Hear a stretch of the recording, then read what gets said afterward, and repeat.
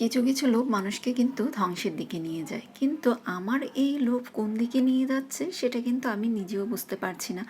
তো আশা করছি ভিডিওটি দেখলে আপনারা অবশ্যই বুঝতে পারবেন। আসসালামু আলাইকুম, কেমন আছেন সবাই?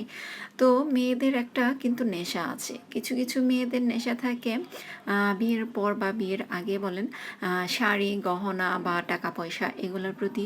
আর বিয়ের পর যেটা হয় সেটা হচ্ছে এই যে, যেমন আমি যেটা করি, আমার এখন লোভ হচ্ছে আমি যদি কোথাও যাই সেখানে টাটকা শাকসবজি বলেন, মাছ মাংস বলেন, যদি দেখি এইটার প্রতি যে আমার কী পরিমাণ একটা লোভ কাজ করে সেটা আমি বুঝিয়ে বলতে পারবো না বুঝিয়ে।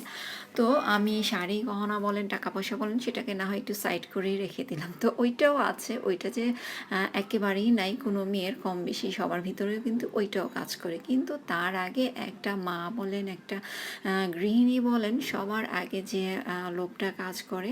তো আমরা সবসময় চিন্তা করি যে সকালবেলা ঘুম থেকে ওঠার পরে আজকে কি রান্নাটা হবে, আজকে আমাদের ফ্রিজে কি আছে, কোন শাকসবজিটা আছে, কোন মাছ মাংসটা আছে, বা আজকে কি রান্না করে দেওয়া যেতে পারে বা খাওয়া যেতে পারে।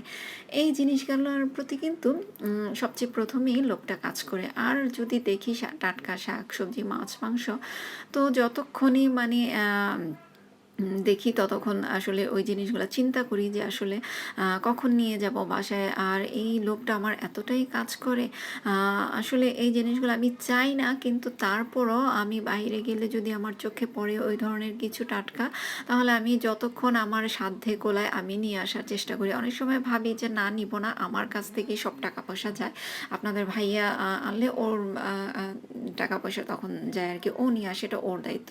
কিন্তু আমি যখন বাইরে যাই তখন যদি আমার চোখে পড়ে, আমি নিজের ব্যাগে যতক্ষণ টাকা থাকবে বা আমার সাধ্যে যতক্ষণ কোলায় ততক্ষণ আমি ওগুলো নিয়ে আসার চেষ্টা করি। তো এই টাকাটা কিন্তু আমার আর পূরণ হয় না। তো আমি জানি না আসলে আমার মতো আর কে কে আছেন, বা এইভাবে টাকা কে কে খরচ করেন, আর এই টাকাটা পরবর্তীতে আর পাওয়া যায় কি না হাজব্যান্ডের কাছ থেকে, সেটা অবশ্যই আপুরা জানাবেন। আমার কিন্তু খুবই মানে সমস্যা হয় ওর কাছ থেকে টাকা নিতে, বা বলে যে এটা তো তুমি আনছো, আর এটা তো তোমারও সংসার, যে তুমি আনছো, তোমার বাচ্চাদের খাওয়াবা, আমাদের খাওয়াবা, সবাই খাবো, এটাতে আবার টাকা দিতে হয় নাকি। তো এইরকম একটা অ্যান্সার তার কাছ থেকে পাওয়া যায়। তবে হ্যাঁ, তো একে ও যে দেয় সে টাকা দিয়েই তো আসলে আনা হয়। তো কম বেশি আসলে হাজব্যান্ডের টাকা দিয়েই তো এগুলা করা হয় বা আনা হয়। তো কি আর বলবো, তখন আর কোনো অ্যান্সার খুঁজে পাই না, এই হচ্ছে অবস্থা। তো এই আসলে মানে এই সমস্যাগুলোতে আমার পড়তে হতো। আমার এই ধরনের লোভ আসলে কবে শেষ হবে আমি জানি না, আর শেষ হবে কিনা কোনো দিন সেটাও বলতে পারবো না। তো এই যে সন্ধ্যাবেলা একটু বাইরে বের হয়েছি, বেলি রোডে, স্ট্রিট ফুডগুলো শীতের সময় খেতে কিন্তু বেশ ভালো লাগে। তো আজকে এই পর্যন্তই, ভালো থাকবেন সব।